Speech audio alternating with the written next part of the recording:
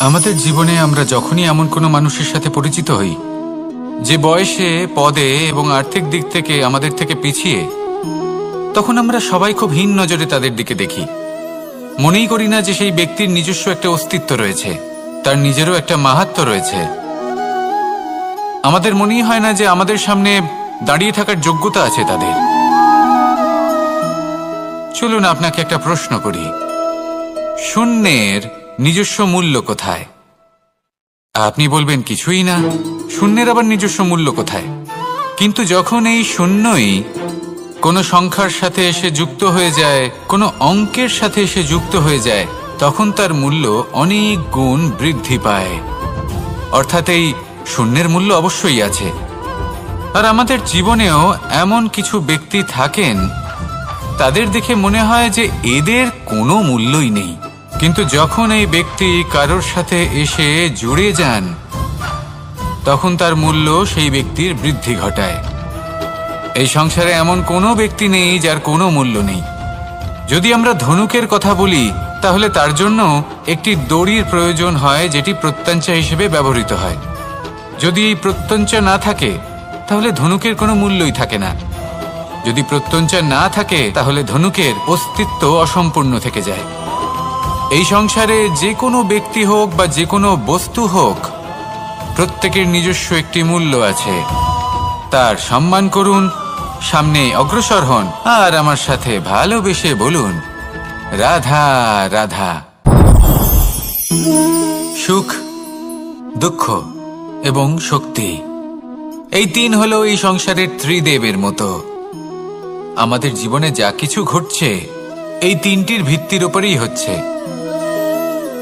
আসলে এই সংসারের একটা নিয়ম আছে, যখনই আপনি কিছু লাভ করেন, এই সংসার আপনার পরীক্ষা নেয়।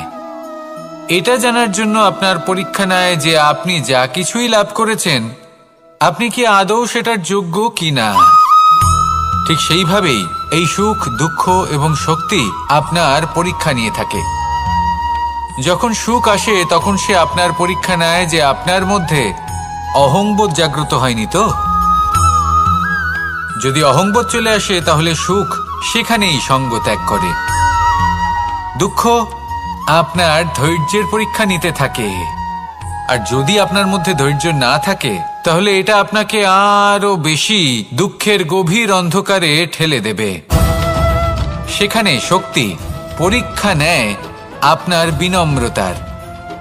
যদি আপনি বিনম্র না হন, তাহলে হয় এই শক্তি আপনার সঙ্গ ত্যাগ করবে, নয় এই শক্তি বিনম্রতার অভাবে আপনার পতনের কারণ হতে পারে। এই সংসারে যে কোনো ব্যক্তি যিনি এই পরীক্ষায় উত্তীর্ণ হয়ে থাকেন, এই জীবনে তিনি সাফল্য লাভ করেন। আসুন আমার সাথে ভালোবেসে বলুন, রাধা রাধা। মানুষের জীবনে উন্নতি লাভ করার জন্য তিনটি স্তম্ভের প্রয়োজন হয়। প্রথম স্তম্ভ শিক্ষা। এই শিক্ষা আমাদের জ্ঞান প্রদান করে। দ্বিতীয় স্তম্ভ ব্যবসা, যার দ্বারা আমরা ধন উপার্জন করি। তৃতীয় স্তম্ভ হলো আমাদের ঈশ্বর, আমাদের ইষ্ট। এনার সাথে যদি আমরা জুড়ে থাকতে পারি, তাহলে এমন একটা মানসিক বল আপনি লাভ করবেন, যেটা এই সংসারে আর কোথাও পাওয়া সম্ভব নয়। কিন্তু মানুষ অনেক সময় জীবনে এই তিনটি স্তম্ভ লাভ করা সত্ত্বেও সামনে অগ্রসর হতে পারেন না। তখনও জীবনে কঠিন পরিস্থিতি আসতেই থাকে। এমনটা ঠিক কেন হয়? কারণ সে জীবনে এই তিনটি স্তম্ভ লাভ করে নেয়, জীবনে প্রয়োগও করে, কিন্তু তার ভিতের কথা সে ভুলেই যায়। যেমন প্রথম স্তম্ভ অর্থাৎ শিক্ষা। এই শিক্ষার আধার হলো শুভ চেতনা। যদি অন্তরে শুভ চেতনা না থাকে, তাহলে এই শিক্ষার কোনো গুরুত্ব থাকে না। দ্বিতীয় স্তম্ভ ব্যবসা। পরিশ্রম করে উপার্জন করতে হবে, এই কথাটা আমরা সবাই জানি এবং সবাই চেষ্টাও করি। কিন্তু ব্যবসা করতে করতে আমরা এটা ভুলে যাই আমাদের ব্যবহার কেমন হয়ে পড়েছে। এই ব্যবহার যদি শুভ হয়, তাহলে আমাদের উপার্জন আস্তে আস্তে একটা স্থির জায়গায় এসে পৌঁছবে। এবং তৃতীয় স্তম্ভ আমাদের ভগবান। যদি ওনার শরণে আপনি যেতে চান, তাহলে তার পূর্বে নিজের মা বাবাকে সেবা করুন। তাদের যত্ন করুন, তাদেরকে ভালোবাসুন, কারণ ওনারাই হলেন এই সংসারে আপনার সবথেকে বড় ইষ্ট। তাহলে 3 স্তম্ভের সাথে সাথে তাদের আধারকেও নিজের জীবনে প্রাধান্য দিন। কোনো সমস্যা আসবে না, জীবনে একের পর এক উন্নতি করবেন এবং এই মন প্রসন্ন হয়ে বলবে রাধা রাধা। মানুষের এই সংসারে জীবনযাপন করার জন্য কিছু জিনিসের প্রয়োজন পড়ে। এমন কিছু আবেগ, এমন কিছু বস্তু আছে যেগুলো তার প্রয়োজন হয়, কিন্তু সব থেকে বেশি যে জিনিসটা তার প্রয়োজন হয় সেটা হলো সম্মানের। আমাদের ভালো লাগে যখন কেউ আমাদের সম্মান করে, আমরা কাউকে সম্মান করলে তারও সেটা ভালো লাগে। কিন্তু আপনি দেখবেন যে সংসারে বেশিরভাগ মানুষ 2টি মাপদণ্ডের ভিত্তিতে সম্মান করেন, হয় বয়স দেখে করেন বা উপার্জন দেখে, অর্থাৎ সেই ব্যক্তি কতটা উপার্জন করেন। এবার ভেবে দেখুন, এটা আবশ্যক নয় কারোর বয়স যদি বেশি হয় তার বুদ্ধিও ততটাই বেশি হবে। আবশ্যক এটাও নয় যে কোনো ব্যক্তি যদি অত্যন্ত ধনী হন বা তার মনও নির্মল হবে বা তিনি সৎকর্ম করবেন বা এমন কোনো কর্ম করবেন যাতে উনি সম্মান লাভ করতে পারেন। হতে পারে উনি ধনী কিন্তু দুশ্চরিত্র। সেই জন্য বয়স বা উপার্জন দেখে কোনো ব্যক্তিকে সম্মান করবেন না, কর্ম দেখুন। যদি গভীরভাবে ভেবে দেখেন তাহলে দেখবেন যদি কোনো মানুষ কোনো সৎকর্ম করেন তাহলে তার প্রতি হৃদয় থেকে সম্মান জাগ্রত হয়। এটাই হলো সেই সম্মান যা অর্জন করতে হবে। বয়স আজ আছে, কাল আরো বৃদ্ধি পাবে। উপার্জন আজ আছে, কাল সেটা কমে যেতেও পারে।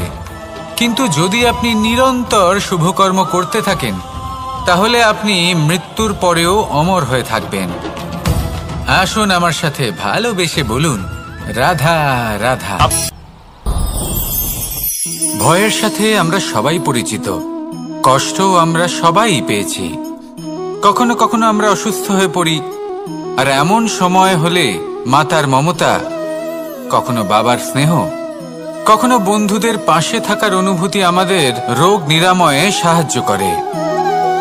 কখনো যদি আমরা নিরাশ হয়ে পড়ি, তখন যদি আমাদের কোনো আপনজন আমাদের 2টো ভালো কথা বলে তখন আমাদের মনোবল বেড়ে যায়। ঠিক তেমন সংসারের এই রঙ্গমঞ্চে যদি আপনি পীড়িত অনুভব করেন, কিছু শুভ কথা আলোচনা করুন, কিছু স্তুতি গান করুন, কিছু মুহূর্তের জন্য হলেও নিজের ইষ্টদেবের কথা স্মরণ করুন আর প্রার্থনা করুন। সাহস বাড়বে, শক্তিও বৃদ্ধি পাবে এবং সামনে এগিয়ে চলার পথও দেখতে পাবেন। তখন এই মন প্রসন্ন হয়ে বলবে রাধা রাধা। মানুষের জীবনে উন্নতি লাভ করার জন্য 3টি স্তম্ভের প্রয়োজন হয়। প্রথম স্তম্ভ শিক্ষা। এই শিক্ষা আমাদের জ্ঞান প্রদান করে। দ্বিতীয় স্তম্ভ ব্যবসা, যার দ্বারা আমরা ধন উপার্জন করি। তৃতীয় স্তম্ভ হলো আমাদের ঈশ্বর, আমাদের ইষ্ট। এনার সাথে যদি আমরা জুড়ে থাকতে পারি তাহলে এমন একটা মানসিক বল আপনি লাভ করবেন যেটা এই সংসারে আর কোথাও পাওয়া সম্ভব নয়। কিন্তু মানুষ অনেক সময় জীবনে এই 3টি স্তম্ভ লাভ করা সত্ত্বেও সামনে অগ্রসর হতে পারেন না। তখনও জীবনে কঠিন পরিস্থিতি আসতেই থাকে। এমনটা ঠিক কেন হয়? কারণ সে জীবনে এই 3টি স্তম্ভ লাভ করে নেয়, জীবনে প্রয়োগও করে, কিন্তু তার ভিতের কথা সে ভুলেই যায়। যেমন প্রথম স্তম্ভ অর্থাৎ শিক্ষা। এই শিক্ষার আধার হলো শুভ চেতনা। যদি অন্তরে শুভ চেতনা না থাকে তাহলে এই শিক্ষার কোনো গুরুত্ব থাকে না। দ্বিতীয় স্তম্ভ ব্যবসা। পরিশ্রম করে উপার্জন করতে হবে, এই কথাটা আমরা সবাই জানি এবং সবাই চেষ্টাও করি। কিন্তু ব্যবসা করতে করতে আমরা এটা ভুলে যাই আমাদের ব্যবহার কেমন হয়ে পড়েছে। এই ব্যবহার যদি শুভ হয় তাহলে আমাদের উপার্জন আস্তে আস্তে একটা স্থির জায়গায় এসে পৌঁছবে। এবং তৃতীয় স্তম্ভ আমাদের ভগবান। যদি ওনার স্মরণে আপনি যেতে চান তাহলে তার পূর্বে নিজের মা বাবাকে সেবা করুন, তাদের যত্ন করুন, তাদেরকে ভালোবাসুন, কারণ ওনারাই হলেন এই সংসারে আপনার সবথেকে বড় ইষ্ট। তাহলে 3 স্তম্ভের সাথে সাথে তাদের আধারকেও নিজের জীবনে প্রাধান্য দিন। কোনো সমস্যা আসবে না, জীবনে একের পর এক উন্নতি করবেন এবং এই মন প্রসন্ন হয়ে বলবে, রাধা রাধা।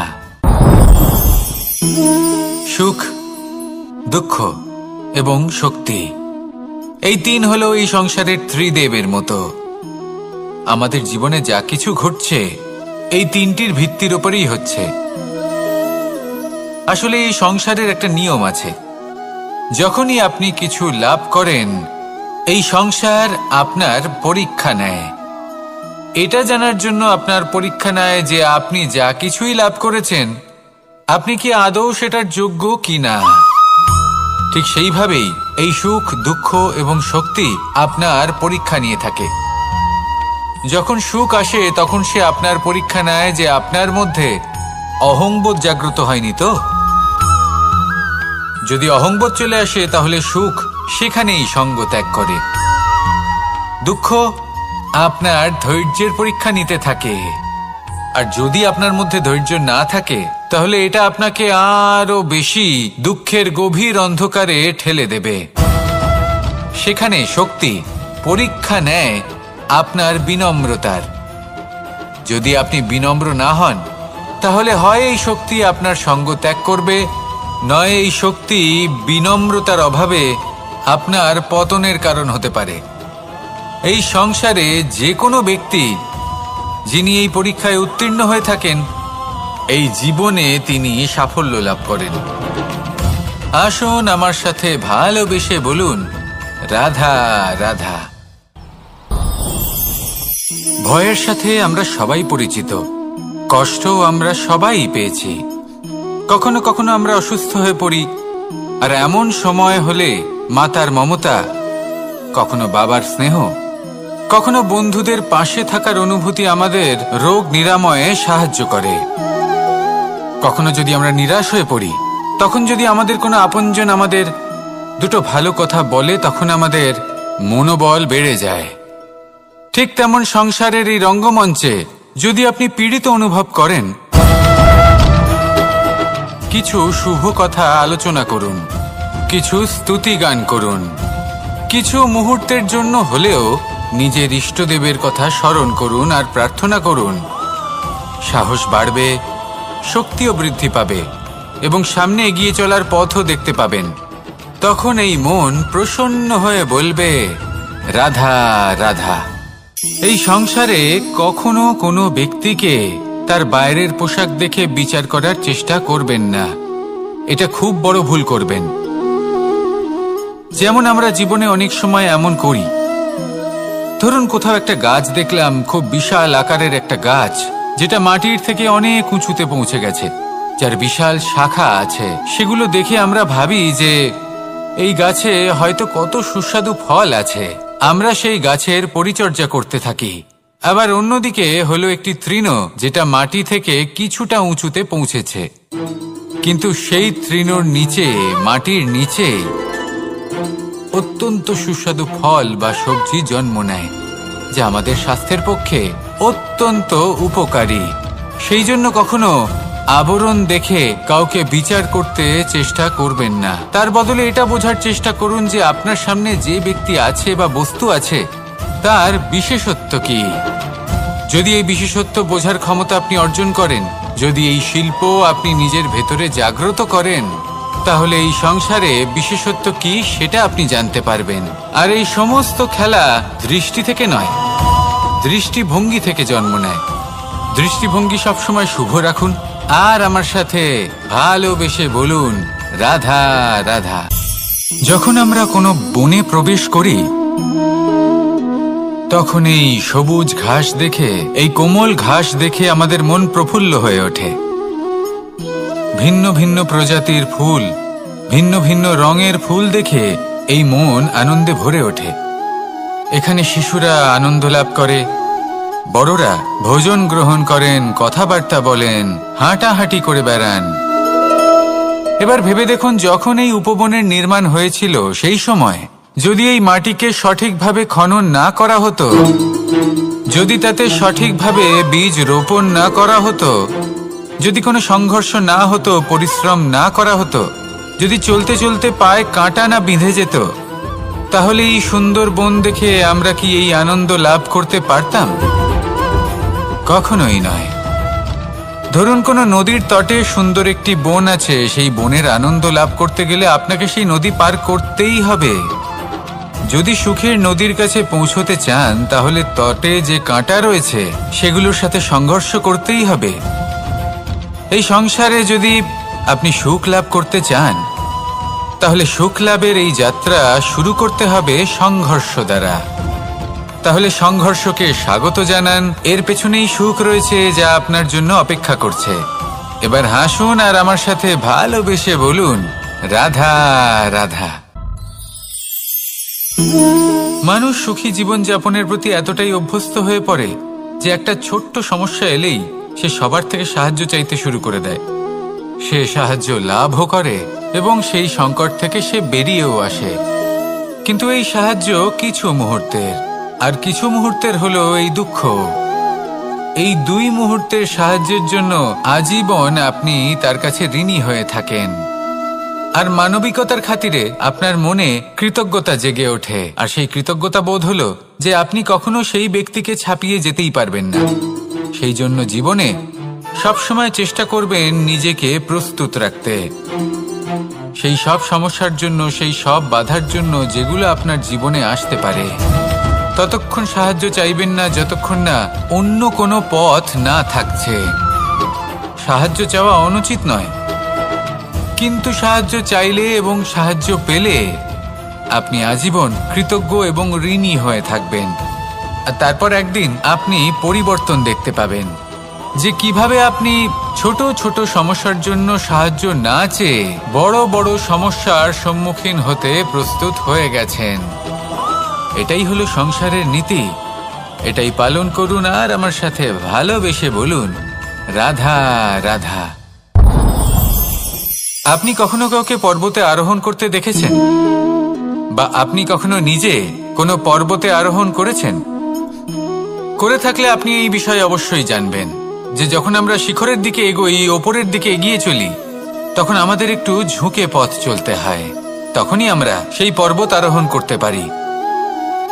কিন্তু যে ব্যক্তি নিচের দিকে ফিরে আসছেন তিনি কিন্তু ঝুঁকে চলেন না, তিনি দৃঢ়ভাবে সোজা হয়ে নিচে নামেন। এই ভারসাম্য বজায় রাখার এই খেলাতে সংসারের একটা সার লুকিয়ে রয়েছে। যদি আপনিও জীবনে উঁচুতে উঠতে চান, শিখরে পৌঁছতে চান, তাহলে আপনাকেও নত হয়ে বিনম্র হয়ে সামনে এগোতে হবে। সেখানে যদি আপনি বুক চিতিয়ে উদ্ধতভাবে অহংকার বোধ নিয়ে চলতে থাকেন, সেখান থেকেই আপনাকে নিচে নামতে হবে। কোনো ব্যক্তি তার বিনম্র স্বভাব দেখেই বোঝা যায় যে সেই ব্যক্তি সাফল্যের শিখর দেশে আরোহণ করছে নাকি নিচে তথা খাদের দিকে যাত্রা করছে। তাই সবসময় বিনম্র থাকুন, শ্রেষ্ঠ কর্ম করুন, পরিশ্রম করুন আর আমার সাথে ভালোবেসে বলুন, রাধা রাধা। মানুষের জীবনে স্বচ্ছতার একটা আলাদা গুরুত্ব আছে। যদি আপনি নিজেকে স্বচ্ছ রাখেন তাহলে আপনার নিজেরও ভালো লাগবে, সামনের ব্যক্তিরও ভালো লাগবে, একটা অন্যরকম প্রভাব পড়বে। কিন্তু একজন শ্রেষ্ঠ ব্যক্তি কিভাবে হয়ে ওঠা সম্ভব? যার মধ্যে গুণ আছে, শিক্ষা আছে, শুভ চেতনা আছে, যিনি সৎকর্ম করেন। কিভাবে হব সেই ব্যক্তি যার মধ্যে জ্ঞান আছে? শুধুমাত্র স্বচ্ছ থাকলে তো তা হওয়া সম্ভব নয়। প্রথমে আপনাকে বুঝতে হবে যে মানুষের মধ্যে চারটি মূল তত্ত্ব আছে। প্রথম হলো তার শরীর, যার দ্বারা উনি যে কোনো কর্ম করে থাকেন। দ্বিতীয় তত্ত্ব হলো তার মন, যার দ্বারা কোনো কর্ম করার জন্য সে নিজেকে প্রেরণা দিতে থাকে। তৃতীয় তত্ত্ব হলো বুদ্ধি, যে কর্ম আমরা করতে চাই, যে লক্ষ্যে আমরা পৌঁছতে চাই, সেটা আমরা কিভাবে কোন পথে করব সেটা স্থির করা যায় বুদ্ধি দিয়ে। আর চতুর্থ তত্ত্ব হলো আত্মা। আত্মা হলো এমন এক তত্ত্ব যার কোনো সমাপ্তি নেই। আত্মা হলো অজয়। কিন্তু এরও শুদ্ধিকরণের প্রয়োজন হয়। এই চারটি তত্ত্বের শুদ্ধিকরণ করতে থাকুন, এতে নির্মল রাখুন, শুদ্ধ রাখুন। এবং এটা কিভাবে হবে? শুভ চেতনা দ্বারা, জ্ঞানের দ্বারা এবং সব থেকে বেশি গুরুত্বপূর্ণ প্রেমের দ্বারা। আসুন আমার সাথে ভালোবেসে বলুন রাধা রাধা। এই জীবনে তিনটি গুরুত্বপূর্ণ শব্দ আছে যা বোঝা আমাদের কাছে খুব গুরুত্বপূর্ণ, এবং এই তিনটি শব্দের নিজস্ব অর্থ আছে। প্রথম হলো সঙ্গবদ্ধতা, অর্থাৎ একসাথে মিলে কাজ করতে হবে, একসাথে মিলে পরিশ্রম করতে হবে, সামনে এগোতে হবে। এরকম করতে পারলে আপনার শক্তি বৃদ্ধি পাবে, আপনার ক্ষমতা বৃদ্ধি পাবে, আপনি এগোতে পারবেন এবং অনেক দূরে যেতে পারবেন। দ্বিতীয় হলো আত্মবিশ্বাস। হেরে যাওয়া বস্তুও আবার জিতে নিতে পারবেন। যদি আপনার নিজের আত্মবিশ্বাস থাকে তাহলে আপনি কখনো পরাজিত হবেন না। এবং তৃতীয় হলো অহংকার। জয়লাভ করার পরেও কিন্তু এটা আপনাকে পরাজিত করতে পারে। সেই জন্য জীবনে সঙ্গবদ্ধ হন, আত্মবিশ্বাস রাখুন, কিন্তু কখনোই অহংকার করবেন না। এই অহংকার আপনার থেকে সব কিছু কেড়ে নিতে পারে। এই অহংকারের জন্যই মথুরাপতি কংস নিজের পতনের দিকে অগ্রসর হয়েছিলেন। এই অহংকারকে ত্যাগ করুন আর আমার সাথে ভালোবেসে বলুন রাধা রাধা। এই সংসারে সব থেকে বেশি কঠিন কাজ কোনটা? কেউ বলবেন যুদ্ধ করা, কেউ বলবেন ধন অর্জন করা, আবার কেউ বলবেন জ্ঞান অর্জন করা সব থেকে বেশি কঠিন। এবার প্রত্যেক ব্যক্তির নিজস্ব অভিজ্ঞতা আছে আর সেই অনুসারে তার নিজস্ব একটা উত্তর আছে। সাধারণভাবে দেখতে গেলে এই সংসারে সব থেকে কঠিন হলো তপস্যা করা, অর্থাৎ সব কিছু ত্যাগ করে তপস্যায় নিজেকে বিলীন করে দেওয়া। এবার এর থেকে বেশি কঠিন এই সংসারে আর কি বা হতে পারে? এই সংসারে, এই সমাজে, নিজের পরিবারের মধ্যে থেকেও ধৈর্য ধরে সামনে অগ্রসর হওয়া, এটা হলো সব থেকে কঠিন কাজ। কারণ যখন আপনি তপস্যা করেন তখন সেখানে আপনার ধৈর্য ভাঙার মতো কেউ থাকেন না, না কোনো বন্ধু, না কোনো আত্মীয়, না কোনো শত্রু, কেউ না। কিন্তু যখন আপনি এই সমাজে, এই পরিবারে থাকেন, কোনো না কোনো ব্যক্তি এসে আপনার ধৈর্যের বাঁধ ভেঙে দেওয়ার ক্ষমতা রাখেন। তারা আপনার ধৈর্যের বাঁধ ভেঙে দেয়, আর কখনো কখনো তারা অনিচ্ছাকৃতভাবেই সেটা করে থাকেন। কারণ তাদের মানসিকতা আপনার থেকে আলাদা, তাদের কর্ম আপনার থেকে আলাদা, তাদের দৃষ্টিভঙ্গি আপনার থেকে আলাদা, জীবন যাপন আপনার থেকে আলাদা। সেক্ষেত্রে আপনি ধৈর্যচ্যুত হন, প্রসন্নতা আপনার থেকে ছিনিয়ে নেওয়া হয়। সেই জন্য এই সংসারে, এই পরিবারের থেকেও ধৈর্য ধরে সামনে অগ্রসর হওয়া কোনো পর্বতের শিখরে গিয়ে তপস্যা করার থেকেও অনেক বেশি কঠিন। আর যে ব্যক্তি এই সমাজেই, এই পরিবারে, সেই সকল মানুষের মধ্যে থেকে গিয়েও ধৈর্য ধরে অগ্রসর হতে থাকেন, যারা এই কাজটা শিখে নিতে পারেন, তারাই কিন্তু জীবনে আনন্দ লাভ করতে পারেন। এই ধৈর্যই শেষে আপনার জীবনে প্রসন্নতা বহন করে আনবে। তাই ধৈর্য ধরে জীবনের পথে অগ্রসর হন আর আমার সাথে ভালোবেসে বলুন রাধা রাধা। আমরা যখনই কোনো গাছের চারা রোপণ করি তখন সবার আগে পরীক্ষা করে দেখি যে যেখানে আমরা চারা রোপণ করতে চলেছি সেখানকার মাটি আদৌ উর্বর কিনা, সেই মাটি সেই চারাকে বাড়তে সাহায্য করবে কিনা। যখন একটা চারা রোপণের আগে আমরা এত কিছু ভাবতে পারি, তাহলে কাউকে বিশ্বাস করার আগে আমরা কেন ভাবি না? জীবনে কখনো এই বিশ্বাসরূপী চারা কোথাও রোপণ করার আগে বোঝার চেষ্টা করুন যে যার ওপর আপনি বিশ্বাস করতে চলেছেন সে কি আদৌ আপনার বিশ্বাসের যোগ্য কি না। ভেবে দেখুন সেই ব্যক্তি ভবিষ্যতে গিয়ে আপনার বিশ্বাস ভাঙতে পারে কিনা। এটাও ভেবে দেখুন যে যাকে আপনি বিশ্বাস করতে চলেছেন তাকে আপনি বিশ্বাস করলে নিজের জীবনের উদ্দেশ্যে আপনি অগ্রসর হতে পারবেন কিনা। আর তার জন্য প্রয়োজন সঠিক সিদ্ধান্ত, পরখ করা, কোনটা উচিত কোনটা অনুচিত সেটা বোঝা। আর তাতে কিন্তু আপনি সন্দেহবাতিক হবেন না, তাতে আপনি আরো নিপুণ হয়ে উঠবেন। তাই যদি আপনি নিপুণ হয়ে উঠতে চান তাহলে বোঝার চেষ্টা করুন, পরখ করে দেখুন, কোনটা উচিত কোনটা অনুচিত বুঝুন, আর বিশ্বাস তখনই করুন যখন আপনি 100% নিশ্চিত হবেন যে সে বিশ্বাসের যোগ্য। আসুন আমার সাথে ভালোবেসে বলুন, রাধা রাধা। রাধা কখনো কখনো আমার জন্য বড়ই সুগন্ধি আতর নিয়ে আসে, পারিজাত ফুলের মালা নিয়ে আসে আমার প্রসাধন করবে বলে, এবং আমার সব থেকে বেশি প্রিয় মাখন নিজে হাতে বানিয়ে আনে আমাকে নিজে হাতে খাইয়ে দেবে বলে, সবকিছু আমাকে প্রসন্ন করবে বলে। কিন্তু আপনি কখনো ভেবেছেন যে এই আতর কিভাবে বানানো হয়? সহস্র ফুলের পাপড়ি একসাথে পিষে নিতে হয়, তারপরে তার থেকে যে রস নিঃসৃত হয় সেই রস দ্বারাই আতর তৈরি হয়। অনেক সংখ্যক ফুলকে অসীম যন্ত্রণা ভোগ করতে হয়, তবে তারা আমার প্রসাধন সামগ্রী হয়ে উঠতে পারে। দুধ থেকে মাখন তৈরি করার জন্য কতটা পরিমাণ মন্থন সহ্য করতে হয় সেটা আপনি জানেন। ঠিক সেই রকমই হলো আমাদের জীবনও।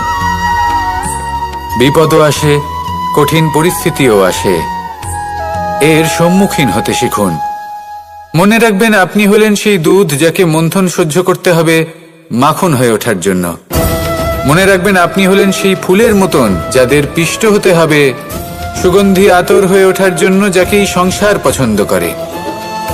কখনো কখনো জীবনে আপনার সাথে খারাপ শুধুমাত্র এই কারণে ঘটে যাতে আপনার শ্রেষ্ঠ রূপ এই সংসারের সামনে আসতে পারে। শুধুমাত্র কঠিন পরিস্থিতি এবং বিপদকে একটা সুযোগ হিসেবে দেখার চেষ্টা করুন। আপনার জন্য এই সংসার বদলে যাবে, সংসারকে দেখার দৃষ্টিভঙ্গি পাল্টে যাবে, আপনার ভাগ্য পাল্টে যাবে, আর এই মন প্রসন্ন হয়ে বলবে, রাধা রাধা। পাশা নামক এই খেলাটি আপনারা নিশ্চয়ই খেলেছেন, না খেলে থাকলে দেখেছেন, আর যদি দেখেও না থাকেন তাহলে নিশ্চিত রূপে শুনেছেন। মহাভারতের এই মহাযুদ্ধ কোথাও না কোথাও এই পাশা নামক খেলার কারণে হয়েছিল। পাশার এই বিচিত্র খেলা, দান, এইসবের কারণে কেউ নিজের মাথায় রাজ মুকুট পরিধান করেছিলেন, আবার সেখানে পরাজিত হওয়ার জন্য কাউকে বনবাসও ভোগ করতে হয়েছিল। কিন্তু এই খেলা সমাপ্ত হওয়ার পরে সমস্ত ঘুঁটি আর এই পাশার ছক একই পুটলিতে স্থান পেল। এটাই হলো আমাদের জীবন। এই সংসারে আমরা জয় পরাজয়ের বিষয়ে এতটাই ভাবি, এত চিন্তা করি যে এই জীবনের খেলার আনন্দটাই উপভোগ করতে পারি না। আর অবশেষে কি হয়? কেউ জয়ী হন, কেউ পরাজিত হন, কিন্তু দুজনেই একই স্থানে পৌঁছে যান। প্রত্যেক ব্যক্তি মৃত্যুর পরে একটি নির্দিষ্ট স্থানেই পৌঁছতে বাধ্য,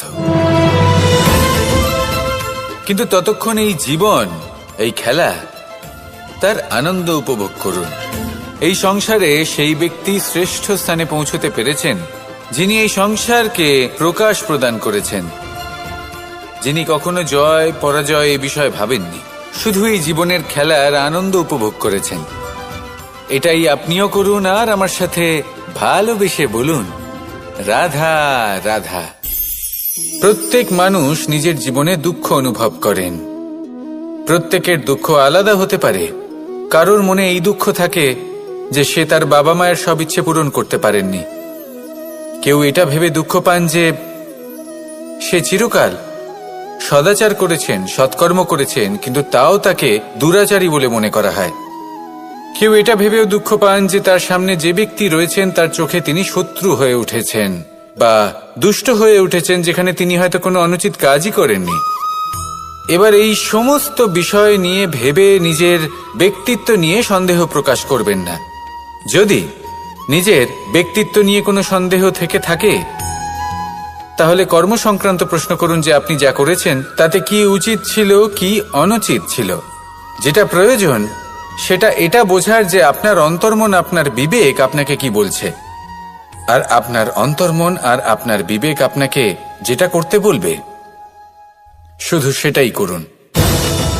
আর তারপরে এই সংসার কি বলবে, কি ভাববে সেসব নিয়ে ভাবতে যাবেন না, কারণ এই সংসার তো ঈশ্বরকেও প্রশ্ন করে থাকে, ঈশ্বরকেও দোষী মনে করে।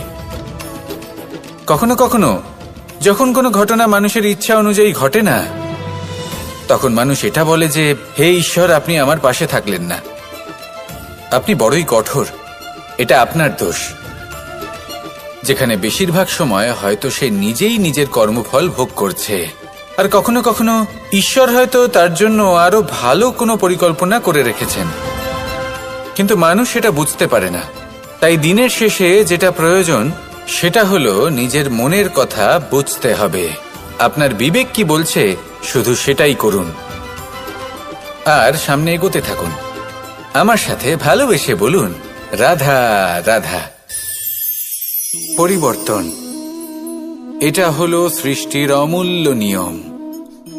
এই সংসারে সবকিছু সময়ান্তরে পরিবর্তিত হয়, এই সময়ও পরিবর্তিত হয়। পরিবর্তন চিরকাল হয়ে এসেছে আর চিরকাল হতে থাকবে, কিন্তু এবার আমরা সেই পরিবর্তন কিভাবে লাভ করব যেটা আমাদের প্রয়োজন, যেটা আমরা চাই। আমরা জীবনে বিকাশ চাই। এই বিকাশ কিভাবে লাভ করতে পারি? এই প্রকৃতি কিন্তু আমাদের অত্যন্ত উত্তম উদাহরণ দিয়ে বুঝিয়েছে। একটি বিন্দুর উদাহরণ দিয়েছে যা ভবিষ্যতে একটা বিশাল নদীর আকার ধারণ করে। এটা কিভাবে হয়? মেঘ থেকে একটি বিন্দু ঝরে পড়ে সেই পর্বতের ওপর যেখানে হিম আছে।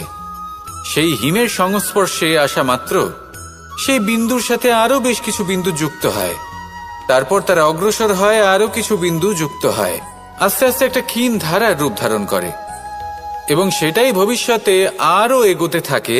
অনেকটা যাওয়ার পর যখন অনেক সংখ্যক বিন্দু একসাথে যুক্ত হয়, তখন সেটা বিশাল নদীর আকার ধারণ করে।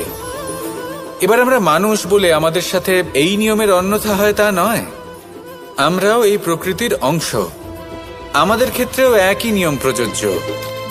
যখন পরিশ্রম করে অনেক সংখ্যক বিন্দু আমরা একত্রিত করব, তখনই পরিবর্তনের নদী প্রবাহিত হবে। প্রয়োজন হলো নিরন্তর পরিশ্রম করা এবং ধৈর্য ধরা। এটা করতে থাকুন, জীবনে সবকিছু লাভ করতে পারবেন, কারণ প্রকৃতি আমাদের এটাই শিখিয়েছে, আর আমরা এই ব্রহ্মরই একটি অংশ, যার দ্বারা এই ব্রহ্মাণ্ড নির্মিত। আসুন আমার সাথে ভালোবেসে বলুন, রাধা রাধা। কখনো এই প্রকৃতির দিকে তাকিয়ে থাকবেন। এই প্রকৃতি অনেক ধরনের শিক্ষা দেয়। কোন একটা গাছকে দেখুন, কিভাবে সে মাটি থেকে জল শুষে নেয়। সে ঝড় হোক বা হোক কড়া রোদ, সব সহ্য করে এবং অবশেষে সে ফল ধারণ করে।